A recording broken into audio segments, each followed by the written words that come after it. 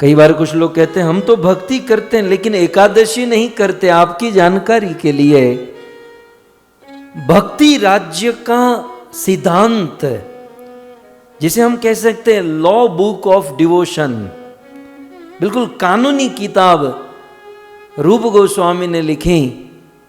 तो श्री भक्ति रसामृत सिंधु में रूप गोस्वामी कहते हैं कि भक्ति 64 प्रकार से की जाती है।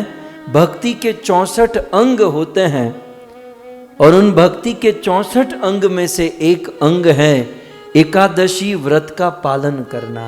एकादशी के दिन उपवास करना ये भक्ति के 64 अंग में से एक अंग है। और प्रायः आप सब एकादशी के दिन उपवास करते ही हैं। लेकिन अब प्रश्न ये होता है कि उपवास का मतलब क्या है। हमारे वेदों में, हमारे पुराणों में, शास्त्रों में उपवास के 2 अर्थ बताए गए। आप सब जानते हैं यहां पर प्रमाण और श्लोक से ही बात होती है। हमारे पुराणों में कहा गया उपावृत्य पापेभ्यो अस्तु वासो गुणी सह उपवासस्तु विज्ञेय सर्वभोग विवर्जितः। उपवास की डेफिनेशन भक्तों हमारे ऋषि मुनियों ने छोटी छोटी छोटी बातों को अपने पुराणों में, वेदों में, शास्त्रों में प्रस्तुत किया है। बस करना है तो हमें समय निकाल कर इसे पढ़ना और सुनने की आवश्यकता है। उपवास की बड़ी महिमा, और खास करके एकादशी के दिन उपवास की बहुत बड़ी महिमा है। तो उपवास का अर्थ क्या है? तो कहते हैं उपावृत्य पापेभ्यो। उप माने पाप, उप माने पाप। उपावृत्य पापेभ्यो अस्तु वासो गुणी सह। और उपवास का अर्थ क्या है? सभी पापों से दूर रहना। उपवास माने प्रत्येक पाप की वृत्ति से दूर रहना। अब एकादशी के दिन अन्न खाना ये पाप है, तो एकादशी के दिन हम लोग पाप से दूर रहते हैं या रखते हैं, लेकिन किसको? केवल पेट को। लेकिन यहां क्या कहा गया? उपावृत्य सर्व पापेभ्य। हमें सभी पापों से दूर रहना चाहिए। क्या आंख पाप नहीं करती है? क्या कान पाप नहीं करता है? क्या हमारी ये त्वचा पाप नहीं करती है? हमारा मन पाप नहीं करता है? बुद्धि पाप नहीं करती है? पाप तो अनेकों तरीके से होते हैं, लेकिन हम उपवास माने बस भूखे रहो, केवल पेट को एक्सरसाइज कराते हैं, आंखों को, कान को, इन सब को नहीं।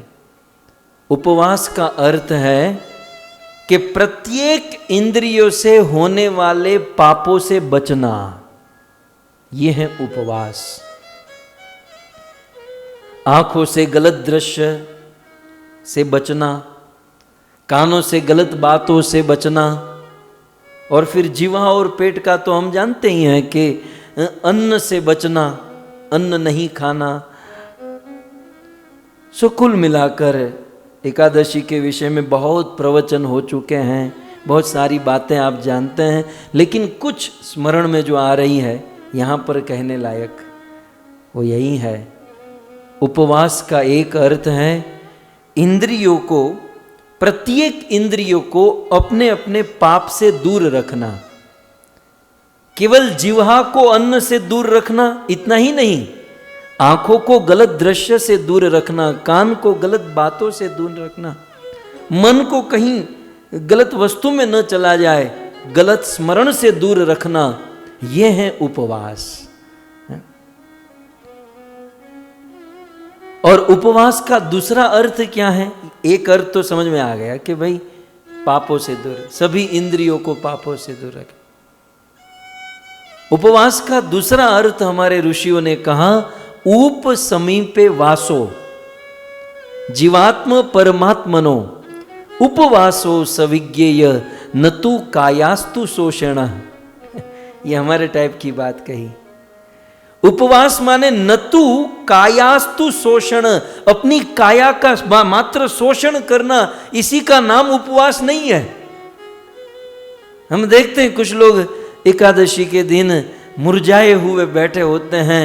अमर गुजराती में એને વતાવ્યા ન થાય, એને તમે આમ બોલાવો ને તો એ તમે સીધો તમારી માથે ક્રોધ કરે, કારણ કે ભૂખ્યા હોય સવારથી અને ભૂખ્યા પછી વડકા કરે।